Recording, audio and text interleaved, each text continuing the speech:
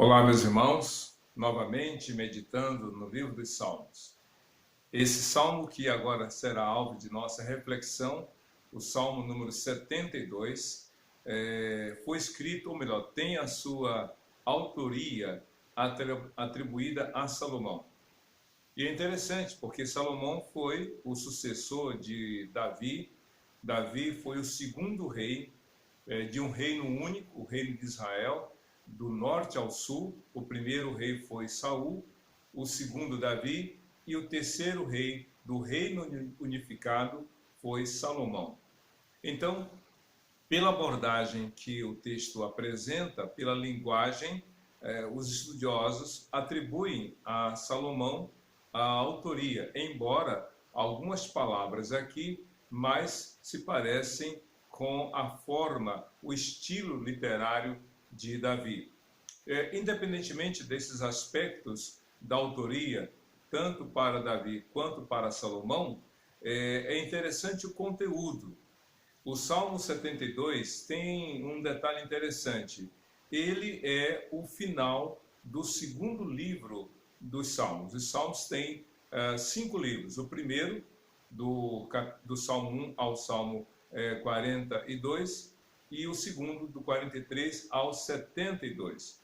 E é interessante que esse salmo, pela linguagem, pelo que fala, alguns supunham que o texto estaria exaltando o rei, ou o rei Davi, ou o rei Salomão, ou ainda o rei Salomão ao seu filho Roboão, que iria assumir em seguida. A Bíblia não entra nesse detalhe específico, mas o que chama a atenção é que a descrição desse rei e desse reino é algo tão extraordinário, é algo tão maravilhoso, grandioso, que muitos consideram o Salmo 72 um salmo messiânico, ou seja, um salmo que aponta para Jesus, porque nenhum ser humano, com todas as possibilidades, com todos os meios, não teria realmente condição de exercer um perfeito reinado a não ser Jesus.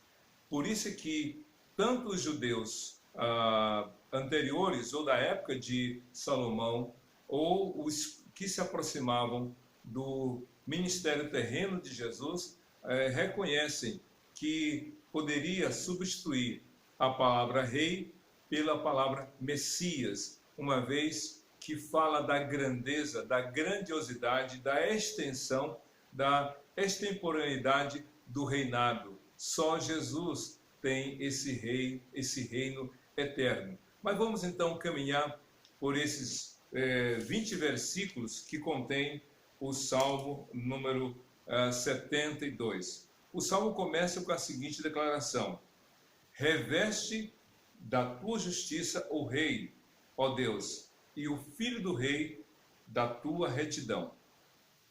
Como então falei um pouquinho antes, o Salmo tanto poderia se referir ao rei, sendo da Salomão, ou ele falando do seu filho, Roboão. A verdade é que há um pedido único aqui, tanto para si como para o seu sucessor. E qual é? Reveste da tua justiça o rei, ó Deus, e o filho do rei da tua retidão. Justiça e retidão são palavras sinônimas, significam a mesma coisa. Agir com justiça, com retidão, com equidade, agir de modo igual para com todos. É isso que a Bíblia apresenta. O rei justo é aquele que condena o culpado e absolve o justo. O rei injusto é aquele que condena o inocente e absolve o culpado. E somente um rei corrupto, um rei que não teme a Deus, que se aproveita da fragilidade e deseja angariar mais e mais recursos, é que se corrompe e corrompe a justiça. O escritor do Salmo 72, não. Ele pede a Deus que tu revista de justiça o rei e o seu filho de retidão. Ou seja, o rei está pedindo que ele venha governar com retidão e com justiça. Não só ele, mas os seus descendentes. Na verdade, o pai é espelho para o seu filho. A mãe é espelho para sua filha. O governante é espelho para os seus governados. O líder é espelho para os seus liderados. O dono de uma empresa é espelho para os seus funcionários. Mas não só um espelho, aqui há uma intercessão, há uma súplica que tanto ele, o rei, quanto o seu descendente teriam ou deveriam ou necessitariam de serem guiados por Deus, revestidos da retidão e da justiça. E o texto continua, e aí está a razão da súplica no verso 2, para que ele julgue com retidão e com justiça os teus que sofrem opressão. E aqui exatamente o que eu tinha falado sobre agir com justiça. Se você ler Êxodo, a partir do verso ou do capítulo 19, quando Deus vai instruindo os hebreus para que então sejam postos os pilares da formação daquela nação, Deus estabelece que os líderes, os juízes deveriam julgar com justiça, não olhar ou não julgar olhando para a pessoa quanto ao que ela tem, quanto ao que ela pode, mas julgar de modo correto. Não é essa a imagem que a gente tem da figura da justiça? Cega, ou seja, com os olhos vendados, melhor dizendo, uma balança e uma espada. É muito simbólica essa figura da justiça, porque a justiça não deve ter um olhar no sentido de ver quem vai ser julgado. Ela tem que olhar o que está sendo julgado. Julgar de acordo com aquilo que está sendo apresentado. A balança significa essa equidade. Não usar dois pesos e duas medidas, mas ser equilibrada, justa e correta. E a espada para condenar e sentenciar o culpado e absolver o inocente. Foi isso que realmente o escritor do Salmo 72 estava pedindo, para que ele, como também o seu descendente, julgasse com retidão aqueles que necessariamente, por pobreza, por falta de recursos, clamam por justiça. E ele continua no verso 3, que os montes tragam prosperidade ao povo e as colinas o fruto da justiça. E segue, defenda ele os oprimidos entre o povo e liberte os filhos dos pobres, esmague ele o opressor. É isso que a justiça tem que fazer. A justiça tem que ser verdadeira, tem que ser equilibrada. Não é uma atenção ou, digamos assim, um olhar misericordioso para o pobre e um olhar duro para com o rico. Não é isso. Porque a questão toda não é recursos que devam ser os critérios ou para uma justiça. A justiça verdadeira olha para aquele que necessita e que tem o direito de ser julgado de modo correto. Nesse caso, o pobre, muitas vezes, não tem a quem buscar ajuda. É por isso que, no capítulo 30 do livro de Provérbios, Salomão, que escreveu o livro de Provérbios, fala do rei Lemuel. Alguns dizem que o rei Lemuel é um codinome para o rei Salomão, quando a mãe dele deu vários conselhos, dentre eles, levanta a tua voz e defenda a causa dos pobres, daqueles que não têm como recorrer à justiça. Então, a questão da pobreza aqui não é só pela falta do recurso, é pela falta do defensor. E o juiz é aquele que tem que olhar para aquele que necessita da justiça. Já o opressor não é necessariamente a pessoa rica. Há pessoas pobres que agem com opressão. Há pessoas sem recursos que têm um coração duro, que demonstra sua incredulidade em suas más ações em relação ao outro. E aí então Salomão, nesse salmo, diz para que ele defenda os oprimidos entre o povo e liberte os filhos dos pobres, realmente esmague ele, o opressor. Deus quer que o juiz seja justo. E esse é o clamor, e essa é uma das evidências, melhor dizendo, de um rei que age de forma a glorificar e exaltar o nome do Senhor. E aí continua, no verso 5, que ele perdure como o sol e como a lua por todas as gerações. Que o rei perdure como o sol e como a lua por todas as gerações. Quem é que tem um reino que não tem fim? O reino de Salomão durou algum tempo. Saul reinou por 42 anos. Davi reinou por 40 anos. Salomão reinou também por 40 anos. Mas o seu reino teve começo, meio e fim. E todos os reinos deste mundo têm começo, meio e fim. Se você ler o livro de Crônicas, os dois livros de Crônicas, 1º e 2º Crônicas, como os dois livros anteriores, 1º e 2º Reis, você vai observar que teve reinos mais longevos, reinos que duraram 52 anos, 58 anos, e teve reis que reinaram por uma semana. Veja os extremos. Mas todos esses reinos, por uma semana ou por 58 anos, ou até mais, tiveram começo, meio e fim. O único reino que não tem fim é o reino de Jesus, porque é um reino eterno. Por isso que aqui muito se atribui a este salmo um caráter messiânico, falando a respeito de Jesus. Que ele perdure como o sol e como a lua por todas as gerações. O reino de Jesus é eterno.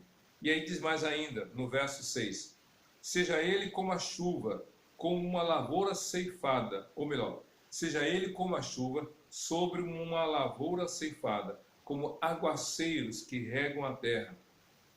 Falando da abundância, falando dos benefícios que um reino de um rei justo propõe aos seus subalternos, aos seus súditos, aos seus contemporâneos, aos que estão debaixo da sua monarquia. Que coisa interessante, um rei justo não é aquele que pensa em si mesmo e quer apenas tirar e ganhar a sua parte sem se preocupar com o outro. Um rei justo, um rei temente a Deus é aquele que governa não para si, mas que governa para o bem dos outros. E Cristo mesmo disse em Mateus capítulo 20, ele disse, porque assim como o Filho do Homem não veio para ser servido, mas para servir. E ele também disse outra parte, porque o Filho do Homem veio para salvar, para dar sua vida em resgate de muitos. E ele continua no verso 7, floresçam os justos no dia do rei, ou melhor, floresçam os justos nos dias do rei, e haja grande prosperidade enquanto durar a lua. É a bênção. São os benefícios, são as consequências, ou melhor, os bons resultados de um governo que faz a vontade de Deus. Assim deveria pensar os prefeitos, assim deveriam pensar os governadores, assim deveria pensar aqueles que no governo federal exercem essa liderança. Assim deveriam pensar os demais presidentes das nações do mundo. Assim deveriam pensar os reis e rainhas deste mundo, em prol do próximo. E continua no verso 8: governe ele de mar a mar e desde o rio Eufrates até os confins da terra. Lembra que eu falei da extensão? É um reino atemporal, um rei que não se limita a um tempo determinado, mas também um rei que vá além do limite estabelecido territorialmente. Como assim? A gente sabe que nação é etnia, é povo. Já reino tem a ver com espaço geográfico. Um reino que tem suas limitações ou suas fronteiras estabelecidas. Jesus é o Rei eterno. Jesus é aquele que veio, que deixou a glória eterna, que nasceu em Belém da Judéia, que foi criado na parte norte da Galileia, lá em Cafarnaum, que foi um reino ou que exerceu um ministério terreno limitado ao espaço entre a Galileia, Judéia e Jerusalém, mas que ele morreu na cruz para salvar todo aquele que nele crê. João 3,6 diz isso, porque Deus amou o mundo de tal maneira que deu seu Filho unigênito, para que todo aquele que nele crê não pereça, mas tenha vida eterna. E Marcos 16:15 diz, ele disse, vão por todo o mundo e preguem o evangelho a toda criatura. Por isso que aqui muitos atribuem o Salmo 72 a esse caráter messiânico. Governe ele de mar a mar e desde o rio Eufrates até os confins da terra. Não há limites. Não há limites para o reinado de Jesus. Certamente que lá no Japão há pessoas que declararam sua fé em Jesus. Como na Coreia do Sul, na Coreia do Norte, na Rússia, na antiga Tchecoslováquia, na Itália, na França, na Inglaterra, no Brasil, no Uruguai, no Paraguai, na Venezuela, na Colômbia, na América do Norte, no Canadá, no México, nos países da América Central, em todo lugar. Aquele que se arrepender dos seus pecados e entregar o seu coração para Jesus será salvo. Romanos, capítulo 10, versículo 13, ali está uma promessa. Pois está escrito, todo aquele que invocar o nome do Senhor será salvo. Reine ele de mar a mar e do Eufrates até os confins da terra, diz o Salmo 72, no versículo 8. E no verso 9 diz assim, inclinem-se diante dele as tribos do deserto e os seus inimigos lambam o pó, que os reis de Tarsis e das regiões litorâneas lhe tragam tributo, os reis de Sabá e de Sebá lhe ofereçam presentes. Que Deus é esse? Que rei é esse a não ser Jesus? Somente esse rei santo, justo e perfeito, de modo que todos, até os reis, vão se submeter e vão se dobrar diante do Senhor. Há uma história muito interessante sobre Handel. Handel foi um dos maiores compositores de alguns séculos atrás. E ele conta, ou diz a história, que ele compôs uma ópera, o Messias. E aí foi dividido o jovem Messias de Handel e o Messias. Essa ópera, ou esse musical, como assim também é conhecido, impactou tanto a Europa que o rei, não me recordo quem na época, o rei da Inglaterra chamou e pediu, ordenou naturalmente, que Handel apresentasse esse musical na catedral na Inglaterra. E então o rei foi colocado no trono, ali ele esteve com toda a sua corte, e aí o coral cantou o Aleluia de Handel, que é a última canção desse musical. E quando o rei ouviu o coro cantando, e o seu reino durará para todo sempre, e sempre, amém, diz a história que o rei se levantou. E quando o rei se levantou, naturalmente todos se levantaram. E depois o rei se ajoelhou, tirou a sua coroa que estava sobre a sua cabeça e colocou no chão, dizendo, só o Senhor Jesus é rei, e só ele deve receber todo louvor, toda glória, todo ato de culto e adoração. Diz aqui o texto no versículo 10, que os reis de Tarsis e das regiões litorâneas lhe tragam tributos, os reis de Sebá e de Sebá lhe ofereçam presentes. De todos os lugares, as pessoas devam louvar e adorar o Senhor, adorando o Rei dos Reis, que todos os reis glorifiquem o nome do Senhor. E aí diz aqui o texto no verso 11, corroborando, inclinem-se diante dele todos os reis e sirvam-no todas as nações. Que coisa extraordinária! Nem Salomão, com todo o seu esplendor, pôde ver todos os reis se ajoelhando diante de si. Alguns reis e algumas rainhas, como a rainha de Sabá, vários reis foram até Salomão, levando presentes, donativos, ofertas. A rainha de Sabá viajou quilômetros só para escutar, primeiro para conhecer e para comprovar do que ela tinha ouvido falar. E ela sendo ali maravilhada. Mas muito mais está Jesus. Se você ler no Novo Testamento, e eu sugiro que você faça isso, anote quantas vezes Jesus disse, aqui está aquele que é maior. E você vai perceber que Jesus disse, eu sou maior do que o sábado, eu sou maior do que o templo, eu sou maior do que Salomão, eu sou maior do que Moisés, eu sou maior do que Abraão, eu sou maior do que o profeta Elias, eu sou o maior. E de fato Jesus é o maior porque ele é Deus. E todo joelho se dobrará e toda língua confessará que Cristo é o Senhor. E continua aqui falando sobre esse rei, no verso 12 do Salmo 72. Pois ele liberta os pobres que pedem socorro, os oprimidos que não têm quem os ajude. Aqui a graça, a misericórdia.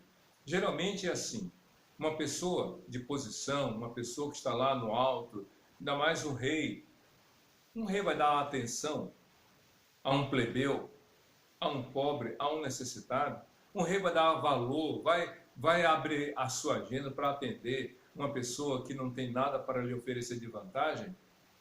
Pois é, Salomão, no início do seu reinado, recebeu em seu palácio 2 mulheres. Eram prostitutas.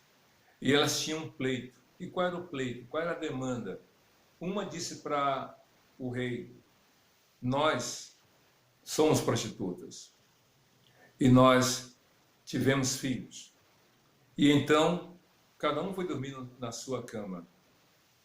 O meu filho, fui dormir com o meu filho, dizia uma delas, e eu o amamentei. A outra dormiu sobre o seu filho, e ele morreu sufocado. De madrugada, imaginamos ela falando, ela acordou, viu que seu filho estava morto, trocou o meu filho pelo filho dela, deixando o dela morto para mim e levou para si o meu filho vivo. Então eu quero o meu filho de volta. E a outra: não, foi o teu filho que morreu, o meu está vivo. E houve aquela disputa, a palavra de uma contra a palavra de outra. Naquela época não havia DNA e nenhum outro processo de identificação da individualidade das pessoas. Então, diante daquele conflito de interesses, a palavra de uma contra a palavra de outra, sem testemunhas outras, então o rei tomou a decisão: traga-me uma espada. E aí ele disse: dividam o filho ao meio, dando a metade para cada uma delas. E então uma disse: não, eu prefiro ver o meu filho vivo na mão dela do que ter o meu filho morto apenas uma parte comigo. E aí, com aquelas palavras, Salomão se levantou e disse: entregue o filho para esta, porque ela realmente é a verdadeira mãe. Porque a outra dissera: isso mesmo, divida, nem eu, nem ela. Que coisa interessante. Um rei deu ouvidos a mulheres. Salomão não entrou no mérito da prática errada delas. Salomão não quis ali entrar em questão sobre o comportamento errado delas. Salomão ouviu o pleito. E certamente aquela mulher, fico aqui imaginando, não saiu dali da mesma forma como entrou, porque pôde ouvir a valorização e o reconhecimento do coração de mãe. É isso que é interessante, porque o verso 12 do Salmo 72 diz: pois ele liberta os pobres que pedem socorro, os oprimidos que não têm quem os ajude. Fique imaginando aquele menino crescido, ouvir da mãe o seguinte: meu filho, você só está vivo porque eu lutei por você, mas você só está vivo também porque um rei ouviu o meu clamor e te preservou a vida. Que coisa maravilhosa! Um rei justo e verdadeiro é aquele que realmente ouve o clamor dos pobres e atende ao pedido daquele que precisa de justiça. No verso 13, ele continua do Salmo 72, falando ainda do rei. Ele se compadece dos pobres e dos fracos e os salva da morte. Exatamente aquele menino recém-nascido, condenado à morte por uma mulher cujo coração era duro e enganoso, mas que foi salvo por uma mãe misericordiosa e que tinha verdadeiro amor. E Jesus veio salvar da morte todo pecador, porque o pecado nos condenou diante de Deus, mas em Cristo Jesus veio a salvação. E ele continua no verso 14, ele, falando do rei, ele os resgata da opressão e da violência, pois a seus olhos a vida deles é preciosa. A Bíblia diz que Deus considera todas as vidas preciosas, mas nem todas as pessoas consideram a vida do outro e nem a sua própria preciosa. As pessoas que não temem a Deus não dão valor à vida, seja do outro, na violência, na maledicência, na fofoca, destruindo reputação, separando casais, acabando com sociedades, destruindo vidas, mas também não valoriza a própria, porque se enredam em problemas, em atos criminosos, em violência, em crimes, em vícios que destroem a sua própria vida. O rei não. O rei considera a vida preciosa de todas as pessoas. Foi por isso que Cristo morreu na cruz, porque ele deu a vida dele por todos nós. Meu querido, a sua vida é preciosa. Deus ama você. E é interessante que diz ainda o texto, no Salmo 72, versículo 15. Tenha o rei vida longa, receba ele o ouro de Sabá, que se ore por ele continuamente, e todo dia se invoque bênção sobre ele. Haja fartura de trigo por toda a terra, ondulando no alto dos montes. Floresçam os seus frutos como os do Líbano, e cresçam as cidades como as plantas do campo. Deixa eu repetir aqui o versículo 15. Tenha o rei vida longa, receba ele o ouro de Sabá, que se ore por ele continuamente, e todo dia se invoque bênção sobre ele. Claro que aqui está se falando sobre um rei terreno, um rei que tem o seu reinado num tempo e num lugar determinados. O rei Salomão aqui está falando de si, como também sobre o seu filho, que tanto ele quanto aquele seu descendente, seu herdeiro, deveriam ser alvos da oração. Meu querido, Romanos capítulo 13, como 1 Timóteo capítulo 2, nesses textos como em outros, a Bíblia fala que temos que orar pelas autoridades. Temos que clamar a Deus. O próprio texto de Jeremias, capítulo 29, versículo 7, o profeta, amando de Deus, escreveu uma carta para os hebreus no cativeiro na Babilônia. Ore pela paz na cidade, porque ela tendo paz, vocês terão paz com ela. E orar pela cidade é orar pelo seu governante. Orar pelo Estado é orar pelo seu líder. Orar pela nação é orar sobre aquele que tem a responsabilidade de sua condução. Ore por aqueles que governam. Só Deus para conduzir os governantes e de diferentes instâncias a agirem no temor do Senhor. E ele continua no verso 17, se aproximando do fim. Permaneça para sempre o seu nome e dure a sua fama enquanto o sol brilhar. Sejam abençoadas todas as nações por meio dele e que elas o chamem bendito. Que coisa interessante, novamente aqui se reportando a esse caráter messiânico. Permaneça para sempre o seu nome e dure a sua fama enquanto o sol brilhar. Sejam abençoadas todas as nações por meio dele. E aqui a gente se lembra das palavras de Deus ao líder e aquele que deu origem ao povo hebreu, Abraão. Deus disse: Abraão, sai da tua terra, da tua parentela, e vá para o caminho, para a terra que eu te mostrarei. Eu te abençoarei e engrandecerei o teu nome. Sê tu uma bênção. Por meio de ti serão abençoadas todas as famílias da terra. Deus falou isso não pensando só em Abraão, mas apontando para Jesus, porque por meio de Jesus todas as famílias em todo lugar deste mundo são abençoadas se cada um crer nele. É isso que a Bíblia diz, que em Jesus todas as famílias são abençoadas. Deus não quer que você fique de fora das bênçãos dele por meio de Jesus. Efésios 1:3 diz: bendito seja o Senhor Deus, Pai de nosso Senhor Jesus Cristo, por meio do qual nós temos sido abençoados com toda a sorte de bênçãos espirituais nas regiões celestiais em Cristo Jesus. E então, se aproximando do fim, diz aqui no verso 18 do Salmo 72, bendito seja o Deus, o Senhor Deus, o Deus de Israel, o único que realiza feitos maravilhosos. Humanamente, Salomão estava reinando. Seu filho iria reinar em seguida. Mas quem faz as grandes obras é o Senhor. Glória a Deus. O rei não toma para si a razão ou o motivo de todo louvor e glória, senão é o Senhor. É Deus. Deus que deve ser louvado e exaltado. E o verso 19 diz assim: bendito seja o seu glorioso nome para sempre. encha-se toda a glória, ou melhor, encha-se toda a terra da sua glória. Amém e amém. A glória é para Deus. Um rei passa, um reino passa, as coisas deste mundo passam, só o nome de Jesus permanece e o seu reino é sem fim. E aí no verso 20 diz o texto: encerram-se aqui as orações de Davi, filho de Jessé. Lembra que eu falei no início que o Salmo, alguns atribuem a Davi, outros a Salomão? Pois é, pela linguagem toda a extensão, Salomão, e a Davi por essa palavra. Mas o texto aponta muito mais para Jesus, aquele que veio para reinar, reinar no mundo, reinar em cada coração para a glória do nome dele. Hoje, para todo sempre, que Deus te abençoe. Amém.